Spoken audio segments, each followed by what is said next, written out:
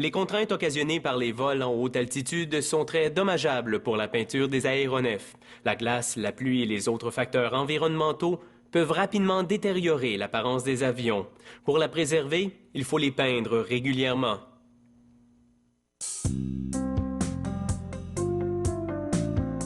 Des problèmes peuvent être camouflés sous la peinture d'un avion. L'enlever permet donc d'exposer les faiblesses de l'aluminium. Les techniciens enduisent l'avion au pinceau d'une puissante solution chimique. La peinture se soulève et révèle l'aluminium, de même que toute bosselure ou perforation, si minuscule soit-elle, qui pourrait se trouver sur la structure. Pendant le décapage et la peinture, fenêtres et portes sont scellées et les composants sensibles comme les antennes sont recouverts afin d'être protégés.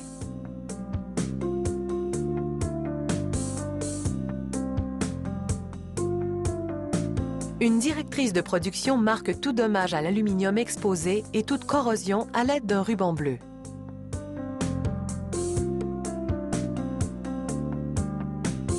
Un technicien prépare alors une matière de remplissage aérodynamique.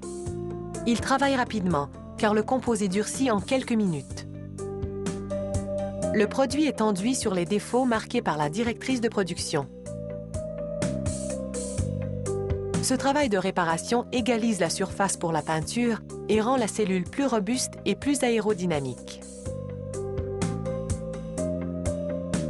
Cet avion a été pré-traité et poncé.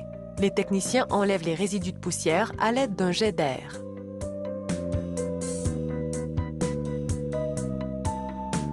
Ils essuient aussi la surface avec des tissus adhésifs. Ce nettoyage intensif est essentiel. L'avion doit être parfaitement propre pour que la peinture adhère bien. Les techniciens préparent maintenant une autre peinture de fond. Ils la vaporisent sur les régions qui ont besoin d'être davantage recouvertes et autour des parties qui seront très sollicitées. Ensuite, ils mélangent de la peinture polyuréthane et divers catalyseurs et activeurs. C'est un mélange spécial pour aéronefs. Évidemment, les avions à réaction peuvent être énormes. Ils sont donc souvent apprêtés et peints une section à la fois. Les techniciens travaillent présentement sur le fuselage et la queue. Un respirateur et un survêtement complet les protègent des vapeurs toxiques tandis qu'ils travaillent sur l'avion de haut en bas. Un environnement chaud et peu humide est essentiel pour que la peinture sèche correctement.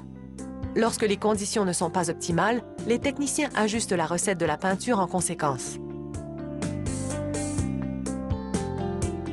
Habituellement, un avion est recouvert de 2 ou 3 couches de peinture afin d'obtenir un fini ultra brillant.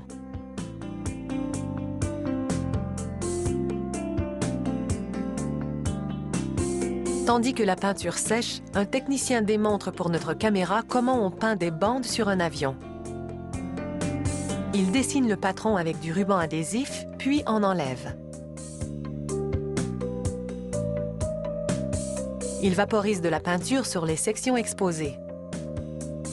Il enlève davantage de ruban adhésif, puis recouvre les bandes fraîchement peintes de papier protecteur afin de pouvoir vaporiser une autre couleur. Il retire les dernières bandes de ruban et voilà le travail.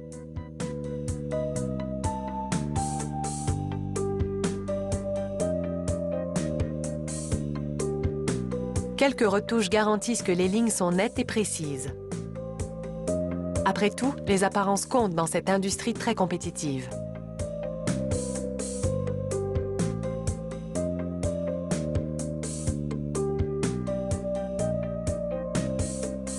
Aucune imperfection, aussi minime soit-elle, ne sera tolérée. Elles sont éliminées à l'aide de papier abrasif fin. Il faut parfois jusqu'à 4 semaines et 1800 heures personne pour repeindre un gros avion.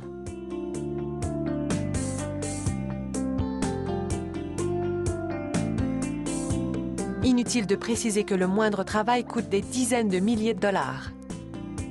Le client est donc roi et maître. Et cette poignée de main signifie que cet avion est prêt à afficher ses nouvelles couleurs dans le ciel.